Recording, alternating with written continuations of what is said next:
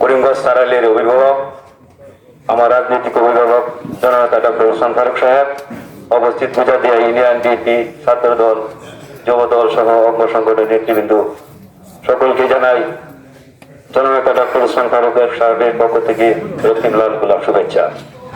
সম্মানিত উপস্থিতি, আপনারা জানেন নির্বাচনী আলোচনা হচ্ছে, ওয়ার্ড কমিটি যে করা হবে নির্বাচন পরিচালনা। আমি মনে করি প্রত্যেকটি ওয়ার্ডে বিএনপি, ছাত্রদল, যুবদল সকল অঙ্গ সংগঠনকে নিয়ে যেন একটা মুরব্বীদেরকে নিয়ে যেন প্রত্যেকটি ওয়ার্ডে একটা ওয়ার্ড কমিটি করা হয়।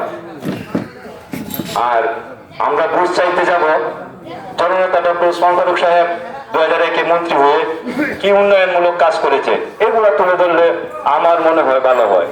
যেমন উনি স্কুল, কলেজ, মাদ্রাসা অনেক উন্নয়ন করেছেন। সর্বশেষ যে উন্নয়নটি করেছেন করিমগঞ্জ পলিটেকনিক্যাল, 25 কোটি টাকা ব্যয়ে, যে 25 কোটি টাকা দিয়ে করিমগঞ্জ তারাইলের প্রকার রাস্তা পাতা হতো, উনি ওটা না করে শিক্ষার উন্নয়ন করেছেন, নকল মুক্ত শিক্ষা ব্যবস্থা করেছেন। তাই মনে করি আজকে এই করিমগঞ্জে পলিটেকনিক্যাল যদি না থাকতো, আপনি আমার ভাই বোন ছেলে মেয়ে ঢাকা, চট্টগ্রাম, সিলেট চাইতে হতো। আর সারা বাংলাদেশ থেকে আমাদের করিমগঞ্জে আসে।